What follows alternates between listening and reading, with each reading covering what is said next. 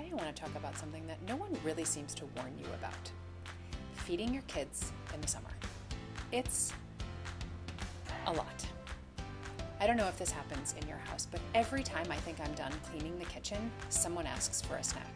Every time I start prepping a meal, someone says, I'm not really that hungry. And every time I sit down to eat something of my own, somebody, somewhere needs something. And if that feels familiar, it's not just you, clearly. Summer feeding is harder, and there is a good reason for that. During the school year, there's a kind of invisible structure that is built into our day. Kids eat breakfast at predictable times. Lunch happens at school. Dinner usually happens after activities or homework or sports or work. There tends to be a set time.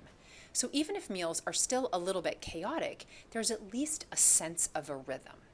But when school is over, that rhythm, it evaporates.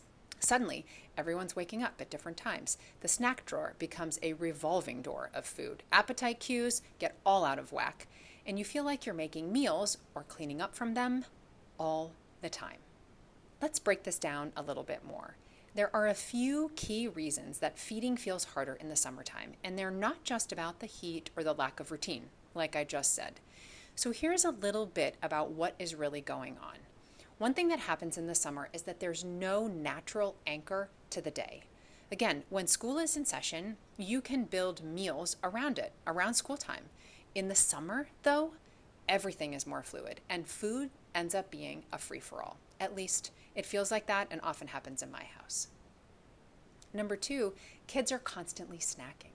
They're at home more, they're bored, they're hot, we're inside, they're near the pantry, and they're probably eating more snacks, not because they're always hungry, but because they can.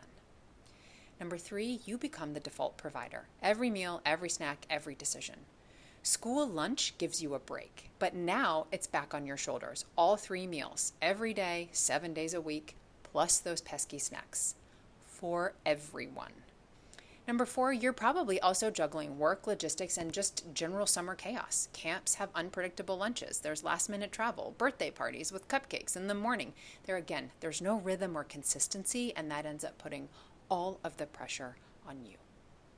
So you might be feeling like you're doing something wrong, like you should have this figured out by now, like everyone else is managing to keep their kids fed and happy and nutritionally balanced all summer long. Let me be clear. That is not what's happening. You are not doing anything wrong. You're just dealing with the reality of summer feeding.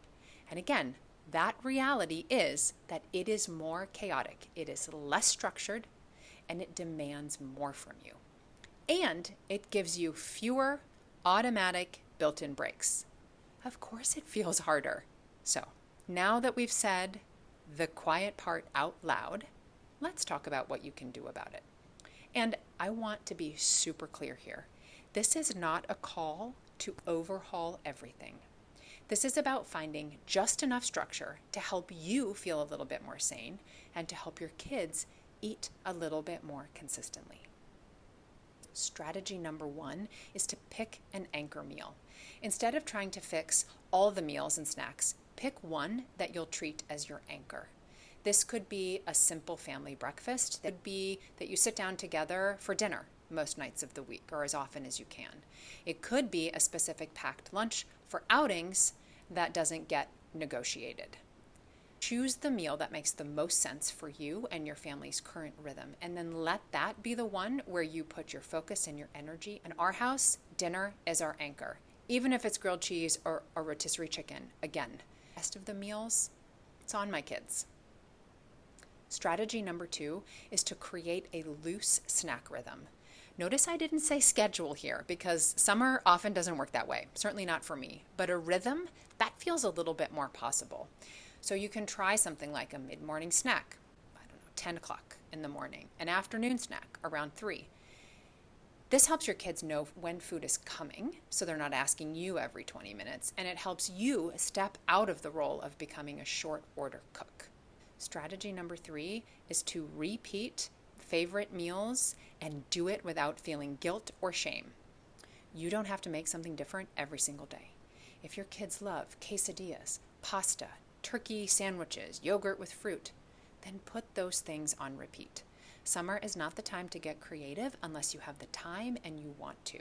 And if you want to do just one little thing, give that same meal item just at a different time. Honestly, giving yourself permission to repeat the things that work most might be the biggest gift you can give yourself. Strategy number 4 is to adjust your expectations. And this one, friends, may be the most important. The goal is not to have perfect meals or even balanced ones all the time. The goal is to reduce decision fatigue, lower the pressure, and make sure that your kids are getting enough to eat most of the time.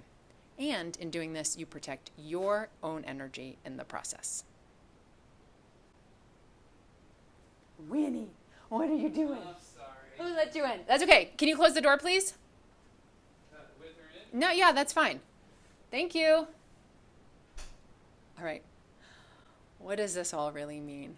If you have been beating yourself up because mealtimes feel harder, or because you're serving the same thing 3 nights in a row, or because your kids only want snacks all day long, this is for you.